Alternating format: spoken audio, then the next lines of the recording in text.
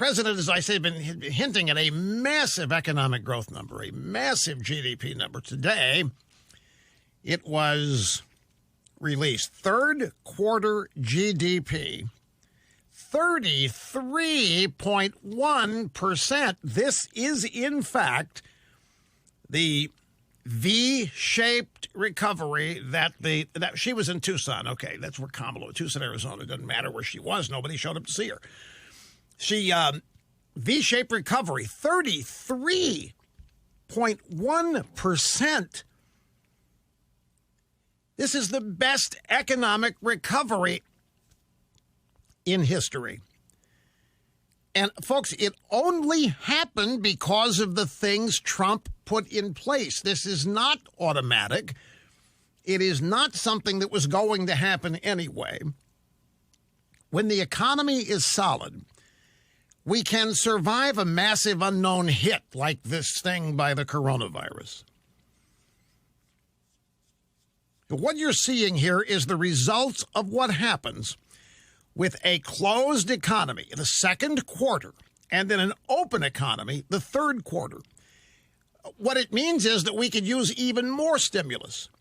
We need Congress to get rid of this Pelosi roadblock.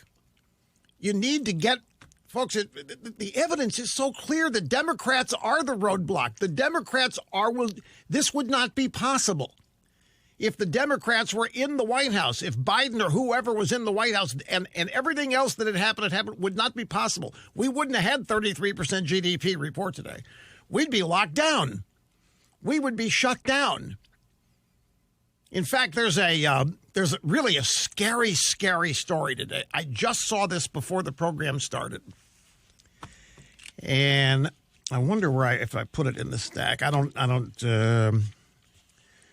really need it. It's a story about Australia or New Zealand or one of those places over there in the Australia area. And it's Dr. Fauci.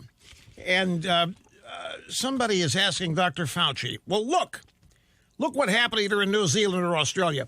They shut down for 111 days, and they got rid of all their cases of COVID-19. And Fauci says, yep, it's exactly what we need to do. Shut down for 111 days. Do you realize that's over 3 months? That's 3.5 months these guys are talking about shutting down. This is Dr. Fauci.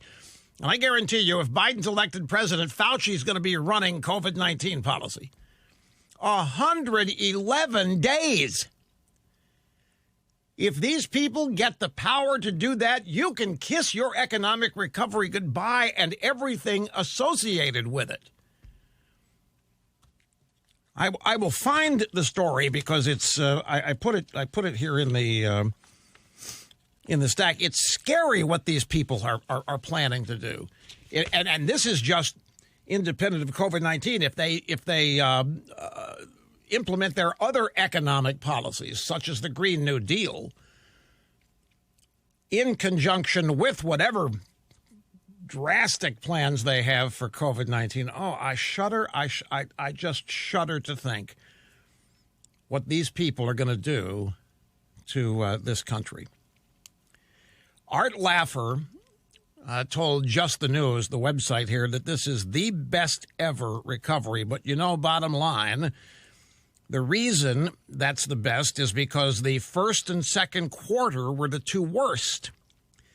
They were caused by something not economic. They were caused by the pandemic, the first and second quarter economic activity. So Laffer points out this is not a normal recovery, say, in the sense of the Great Depression. Art Laffer said that the data from the U.S. Bureau of Economic Analysis would show 8% growth from the second quarter, which extrapolated over 4 quarters would come to the annualized growth rate of 32%, and that's what we've got. Art Laffer said that the 30 to 35% range GDP, very nice V-shaped recovery, probably the single best quarter ever. But then again, it was the single worst quarter ever in the second quarter, the quarter preceding this one. We're just having a really nice, sharp bounce back, which is just what should happen, and it has happened. Art Laffer's an informal economic advisor to President Trump, including on how to respond to COVID-19. He said the Q3 bounce back would not have been possible without strong economic fundamentals. He said compared to Europe and other developed nations, the United States has recovered more quickly in part because the federalist model of flexible, decentralized government with power exercised at the state level allowed for a more rapid economic reopening in areas that were less at risk of intense COVID outbreaks. Now, you can extrapolate something from that. Take a look at these blue states that are still locked down for all intents and purposes. And then imagine what would have happened if those blue states, blue governors, Democrat, if they had opened up, even just partially. If New York had just partially opened up, Wisconsin, not Wisconsin, Minnesota, Washington, state of Washington, parts of Oregon, if they had just opened, then we would have even rosier economic numbers than what we have here. And the country would be doing all that much better as well. But I got to tell you, folks, the bottom line is you cannot get rid of the virus by hiding from it, like Dr. Fauci seems to think. You cannot get rid of the virus by shutting down your country for 111 days. You cannot do it. And they haven't done it in Australia, New Zealand, wherever it is that they think they've beaten it. They haven't. They've just prolonged and delayed the impact of COVID-19 affecting their population. They haven't gotten rid of the virus. They haven't stopped it dead in its tracks. They haven't done anything. All they've done is shut down, kept people indoors, made sure there's no human contact outside of families. And they're all beating their chests and proud as they can be of how they've outsmarted COVID-19. And right there is Dr. Fauci endorsing the whole thing. So is it true that it is the economy stupid when it comes to elections? I guess we're going to find out. GDP, 33% growth rate in the third quarter. We have had a 96.5% economic recovery in less than a year.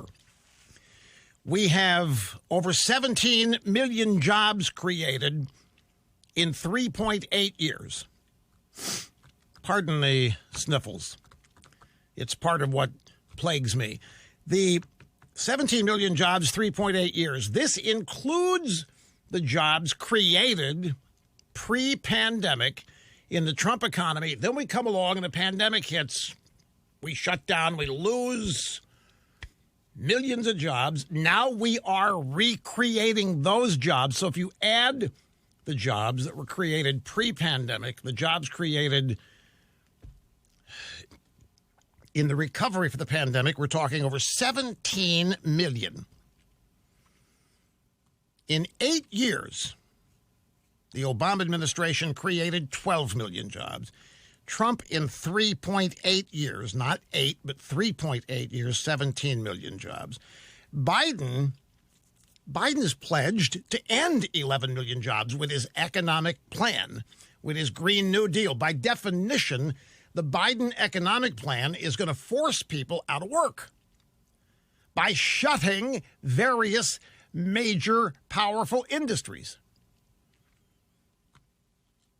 Thing is, a lot of people just don't know because the drive-by media is not explaining the truth of the Biden agenda. And it really isn't even his. It's Bernie Sanders' agenda. It's Alexandria Ocasio-Cortez and her agenda. Not only is the GDP up, but weekly jobless claims fell to the lowest level since March. The COVID shutdowns then. Experts expected 751,000. Experts expected 778,000 jobless claims. We got 751,000. So much less than what was expected. And again, Trump beats expectations. Now, these so-called experts, they really don't expect bad results from Trump. They hope for them. Big difference. And more often than not, they are disappointed. Grab soundbite number 2. This is Charles Gasparino. Yesterday afternoon, the Fox Business Network, the Clayman Countdown. It's Liz Clayman's show. And she said to him, as the markets crater, because they were yesterday on the COVID news and some other things, as the markets crater, the election day draws near, how are hedge funders preparing? Hedge fund traders I know, and these are household names, they see some light at the end of the tunnel for Trump, that there are ways he can pull out a victory in Pennsylvania. There's a way he can pull out possibly a victory in Michigan. They see the enthusiasm of his crowds.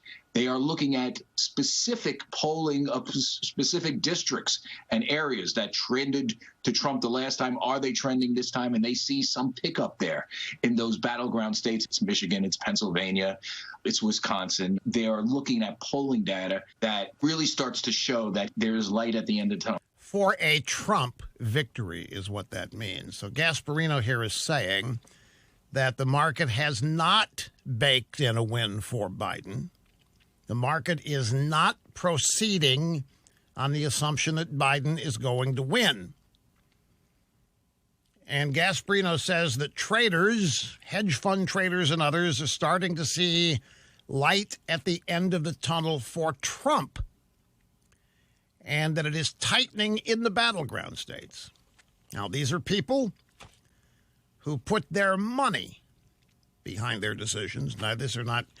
For these people, in many cases, it's not about policy or ideas or politics and ideas or ego policy ideas. It's about money. And what it means when they haven't baked in a win for Biden, it means that they have not assumed that Biden already has this thing won, and therefore they have to adapt accordingly. They think it's still possible that Trump could pull this out. In fact, another pollster sees a Trump win. This is a Kyle Smith story in the New York Post. This pollster is Jim Lee. Susquehanna Polling and Research says that the president will carry Pennsylvania and will prevail in the election, to go along with the Trafalgar Group's Robert Cahaly.